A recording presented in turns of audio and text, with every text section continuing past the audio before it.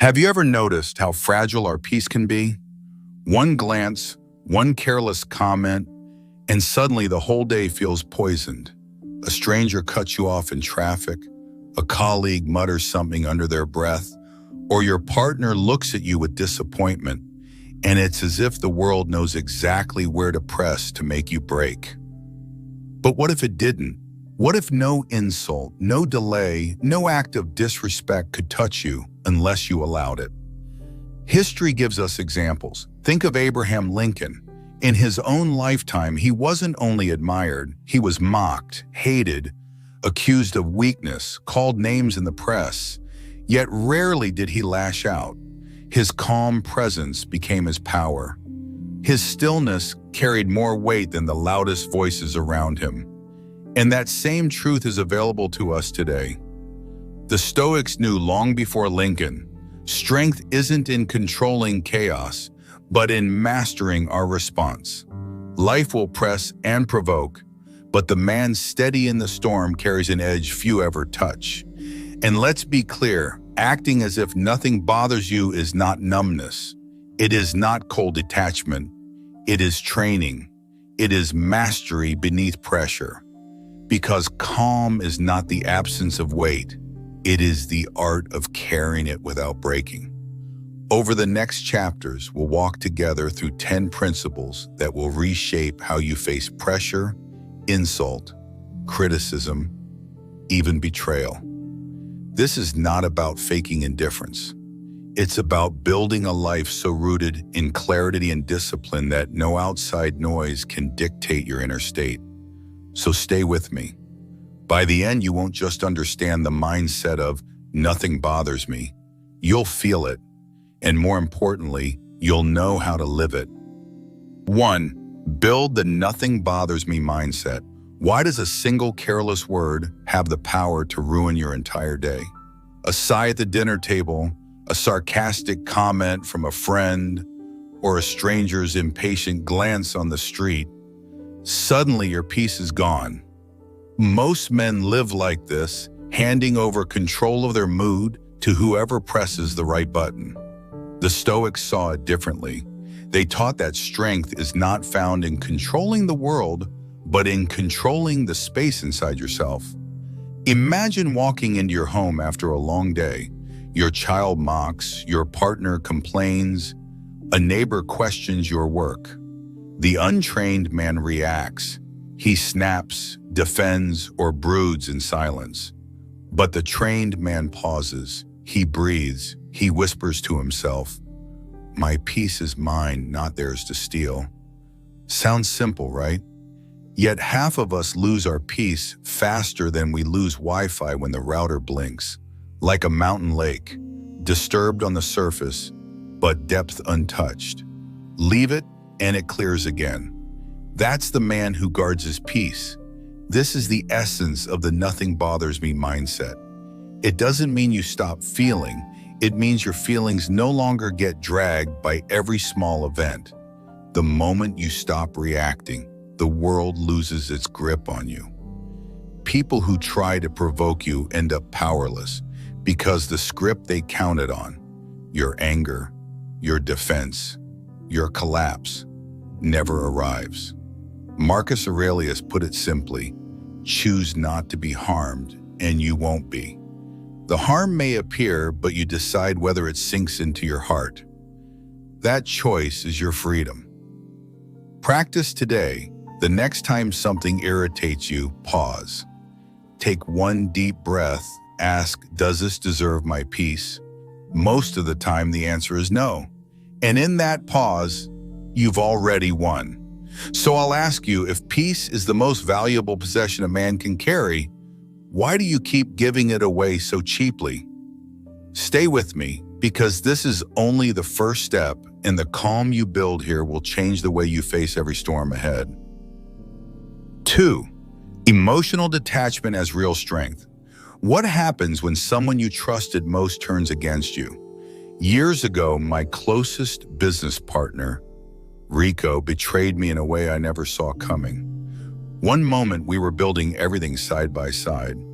The next, he had taken it all, leaving me staring at the ruins. My first instinct was fury. My chest burned, fists tight, mind racing with words sharp enough to cut him as he had cut me. But then, silence, a strange, heavy silence inside me. In that stillness, a question whispered, if I let anger run the show, what do I really gain? The answer struck hard. Nothing. Rico had chosen betrayal. That was his story. My reaction would decide whether I carried his poison for years or walked away unbroken. This is the essence of emotional detachment. It isn't about feeling nothing. It's about refusing to be a prisoner of every feeling. Joy, sadness, anger, fear, they all arrive. But detachment means they no longer sit in the driver's seat. They ride in the back while you hold the wheel. Epictetus said it best. It's not what happens to you, but how you react to it that matters.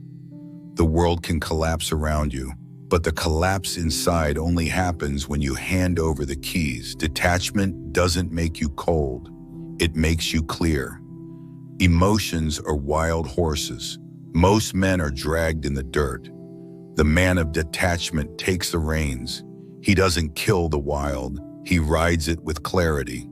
The man who shouts back when insulted proves he's controlled. Think about it. Ever yelled at someone in traffic only to realize they didn't even hear you? You just auditioned for a play with no audience. The man who breathes, who answers slowly or not at all, shows he belongs to himself. My friend's betrayal taught me something unexpected. I couldn't stop him from leaving, but I could stop him from taking my peace with him. I'll admit, back then, I wasn't as strong as I sounded. I replayed his words at night, let bitterness eat at me, and even wished I could hurt him back. Detachment didn't come naturally. It was built after I saw how much of my own life I was wasting. That's the strength of detachment. It frees you to live lighter, clearer, and unshaken. I still remember Kai, my mentor, telling me once in the quiet of his workshop, when someone walks away, let them carry their choices, not your peace. Those words stayed with me, because letting go isn't weakness, it's wisdom. So let me ask, how many battles in your life exist only because you gave your emotions the keys? 3. The power of a mindful indifference. We've been taught that caring deeply about everything makes us sincere, but the truth is the opposite. The more you react, the more control you give away. Indifference, when chosen wisely, is not coldness, it is clarity. Think of a man scrolling through social media late at night. He sees a stranger insult him, mocks his ideas, twists his words. He spends hours typing, deleting, typing again, trying to win a fight that will be forgotten by morning. By dawn, he's exhausted, but the stranger sleeps peacefully. Who really lost? Funny thing, the stranger sleeps like a baby. You're the one pacing at 2 a.m. The Stoics knew what we forget. Most things don't matter. Not tomorrow, not in 5 years. Why waste your peace defending your ego to people who were never listening? Mindless reactions are like chasing every barking dog in the street. You end up lost, exhausted, and nowhere near your destination. And trust me, no one ever won a marathon by chasing chihuahuas. When ego goes silent, dignity speaks louder. Here's the paradox. Silence in the right moment is more powerful than the cleverest reply. Imagine standing in a crowded room. Someone throws a cheap insult. Most men scramble to defend themselves, but the man who knows who he is, he doesn't flinch. He doesn't chase the crowd's approval. His calm refusal to be baited earns more respect than any rebuttal ever could. Ask yourself this: how many battles do you fight daily that never deserve your energy? How much of your life is spent arguing with ghosts, critics, strangers, shadows? Mindful indifference is not apathy, it is precision. It teaches you to choose what deserves your attention and to starve the rest. And when you live this way, something extraordinary happens. You rise above the games, the gossip, the noise. You stop being drained by every glance, every delay, every disapproving voice. If this is hitting you, pause for a second. Drop a comment with the word steady. It tells me you're walking this path too, and it might remind another man reading that he's not alone. Because in a world addicted to reaction, the man who is unmoved holds the real power. 4. Breaking free from approval seeking. Have you ever met that one neighbor who tries so hard to impress everyone? He grills at every barbecue, trims the lawn twice a week, buys things he doesn't even like, all so people will nod in approval. It's almost funny until you realize many of us are living the same way, just dressed up differently. He trims the lawn twice a week. Guess what? Nobody noticed. Approval feels like oxygen, but chasing approval is like eating cotton candy, sweet for a second, gone before you even swallow. A compliment at work, a pat on the back at home, a nod from friends, it feels good. Living for approval is like painting your house every week with colors chosen by neighbors. Fresh coat, same emptiness. But the moment your peace depends on it, you've handed over your freedom. You become a reflection of what others expect, not the man you were meant to be. Seneca once wrote, "What is disgraceful is not failure, but aiming too low." Chasing applause is aiming low. It ties your worth to the shifting moods of the crowd. True confidence is built in silence, when you trust your own path even if no one else claps. Look again at the neighbor. He's exhausted, constantly changing colors to please everyone, yet never at peace. Contrast him with the man who knows his values. He doesn't adjust his truth to fit in. He doesn't shrink to avoid rejection. He stands firm, even if misunderstood. And strangely, that firmness earns more respect than all the people-pleasing combined. Here's your practice. Tonight, write down one decision you made today just to be accepted. Then ask, did it honor my values or just my fear of rejection? Because the day you stop begging for approval is the day you begin to live freely. So tell me, whose opinion is still sitting in the driver's seat of your life? 5. Handling criticism with calm. Close your eyes for a moment. Picture a harsh word flying toward you, sharp as an arrow. You feel the sting before it even lands. Now pause. Hold your breath. Notice how the arrow hangs in the air, powerless until you decide whether to let it pierce your heart. That's the truth about criticism. It feels urgent, personal, final. But most of the time it is nothing more than air leaving another person's mouth. The Stoics understood this. Words do not wound unless you hand them the blade. Listen, this is the trap. Criticism is like smoke. Chase it, you choke. Let it rise, it disappears. Yet most of us still wave our arms like we're trying to fight off a ghost, like swatting at smoke. You look busy, but you're just choking yourself. Think of the sea crashing wave after wave against a cliff. The sound is loud, violent, even endless. But the rock does not break. It absorbs nothing. It stands, and over time, the waves lose their fury. Criticism is the wave. You are the rock, if you choose to be. Musonius Rufus once said, "If you want to improve, be content to be thought foolish."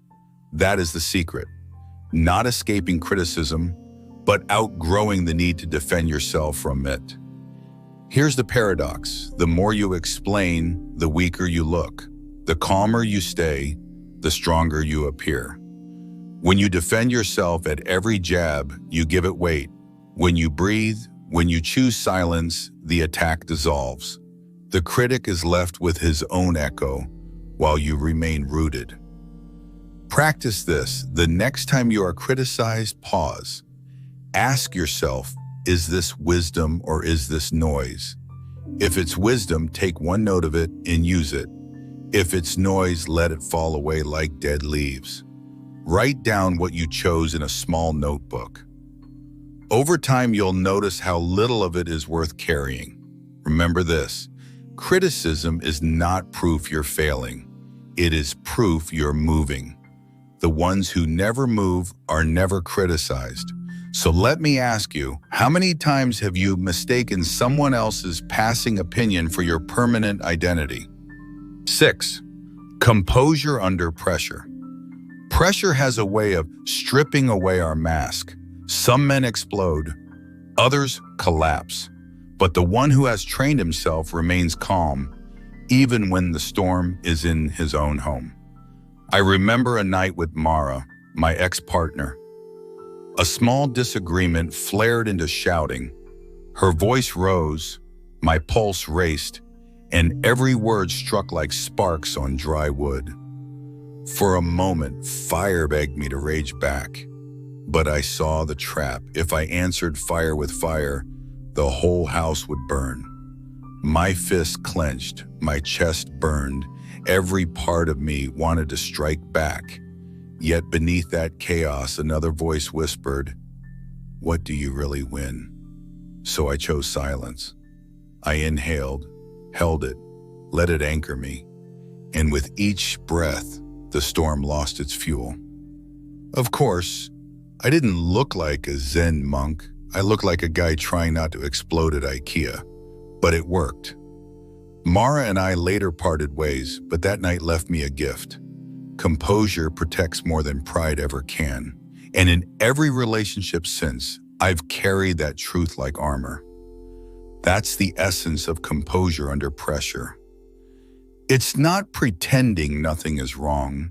It's refusing to let chaos outside ignite chaos inside. A soldier doesn't walk into battle expecting peace. He expects resistance, and that expectation steals his heart. Why should our homes, our workplaces, our relationships be any different? Epictetus said, "Circumstances don't make the man, they only reveal him to himself." In pressure, you see who you truly are. Do you fold? Do you flare? Or do you stand still enough to respond with clarity?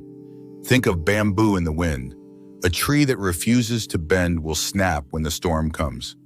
But bamboo bows, sways, yields without breaking. And when the storm passes, it still stands. That's composure, the strength that flexes rather than fractures. Life will keep turning up the heat. But the man who expects it, who trains for it, doesn't shatter. He becomes the calm in the room, the one others look to when everything else shakes. So tell me, when pressure arrives, will you be exposed or will you be revealed?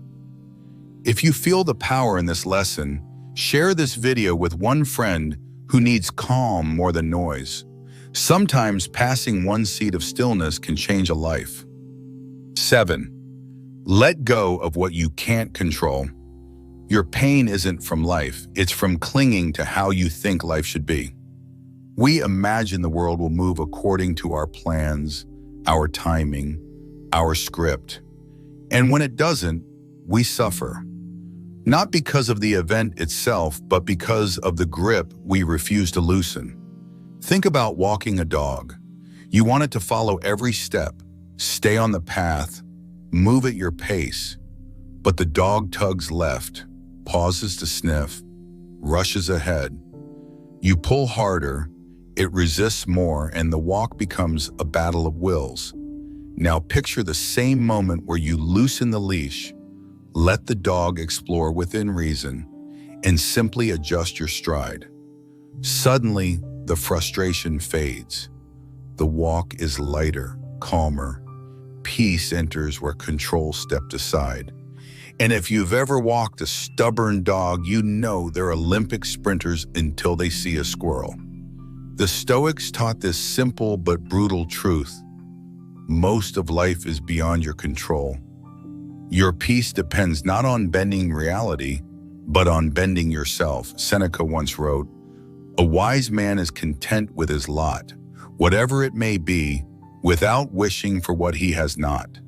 To fight every twist in life is to fight the river itself. The river flows where it must. You either flow with it or drown trying to drag it upstream. Here's the paradox. The more you clutch at certainty, the more fragile you become. But when you release your grip, you become free. Letting go does not mean giving up. It means choosing to focus only on what is yours, your actions, your thoughts, your principles. So the next time plans fall apart, ask yourself, was this ever in my control? If the answer is no, then the suffering is optional. Because peace is not found in possession or prediction, it's found in freedom. The freedom to let life be life while you remain steady. 8. Silence is power. Sometimes my sharpest comeback has been nothing. Well, maybe one raised eyebrow, and strangely enough, it worked better than every speech I had rehearsed in my head. Silence unsettles people.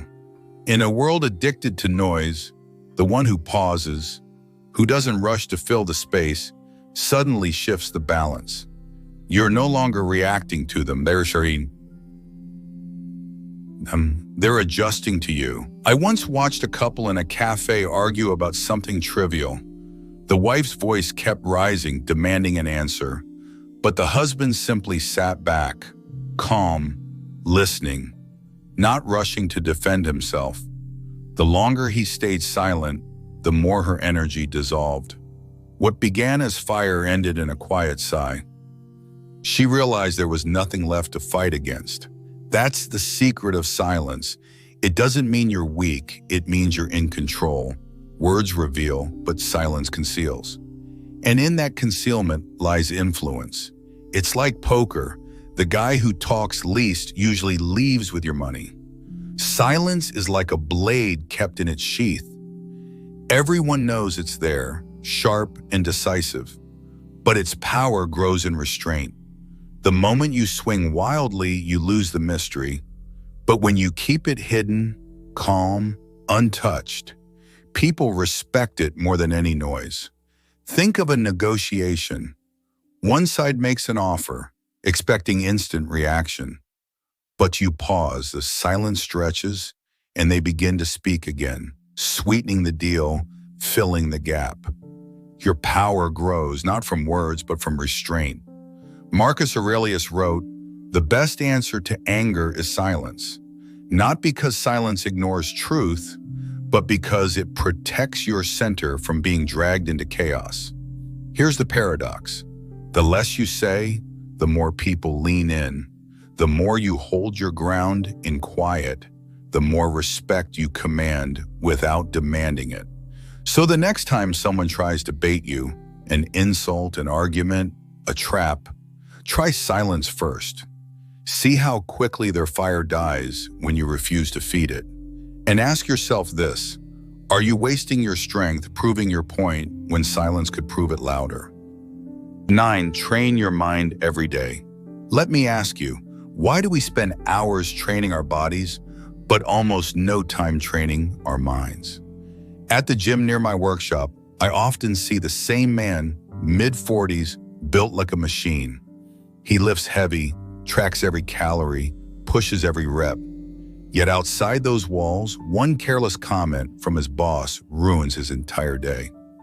A minor argument with supplier sends him sulking for hours. His muscles are strong, but his mind collapses at the lightest touch. Big chest, tiny patience, you've seen that guy, right? The Stoics believed the true battlefield is not your body, not the office, not the market, but the space between your ears. Epictetus said, "No man is free who is not master of himself." And mastery is not built in moments of crisis. It is built in the quiet, in the habits you repeat when no one is watching. Your mind is like a muscle. Neglect it, it weakens. Train it daily, and it grows resilient. Or picture it as a glass of water in a crowded street. Walk steady and nothing spills. Your mind is also like a compass in your pocket. If you keep shaking it, it spins wildly. Keep it still, it points true north. Shake it too much, and suddenly north points straight to the fridge. Practice this. Today, make one small promise to yourself: a glass of water in the morning, 10 minutes of reading, a walk without your phone, and keep it. No excuses. Do it not for the result, but for the discipline. Over time, those small kept promises build an unshakable core. Because here's the truth. You don't rise to the level of pressure. You fall to the level of your preparation. And if you haven't trained your mind daily, you'll break like anyone else. So tell me, what shape is your mind in right now? Is it fragile or forged? 10. Master the art of moving in silence. The loudest men often have the least to show. Real power doesn't announce itself, it arrives complete. I'll never forget the day I saw Mara again. She had once known me at my lowest, when my life was broken, when I was chasing approval, chasing noise. Now years had passed. She expected explanations, apologies, maybe even boasts. But I gave none. I didn't need to. I simply stood there, calm, centered, carrying the quiet weight of who I had become. And in that silence, I watched the questions rise in her eyes. Mara expected words, but I remembered what Kai once told me in the workshop. A man doesn't need to explain his growth. He only needs to live it, his voice echoed in me that day. Silence was not avoidance, it was proof. Proof that I no longer lived for her recognition or anyone's. That's the art of moving in silence. You don't broadcast your plans. You don't parade your victories. You keep building while others keep talking. And when the results appear, they speak so loudly that words become unnecessary. The Stoics knew this deeply. True strength is not in the declaration, but in the discipline. Marcus Aurelius reminded himself, "Waste no more time arguing what a good man should be. Be one to live this way is to let your life itself become the proof." Here's the paradox. The less you reveal, the harder you are to predict, to attack, to stop. Noise gives away direction, silence protects it. The world wonders what you're building because they cannot see it until it stands undeniable. Think of a craftsman carving wood in a quiet workshop. Day after day, he works with no announcement, no applause. Then one morning, the finished piece is revealed, and it needs no explanation. That is presence. That is proof. So let me ask you, are you chasing recognition or are you chasing mastery?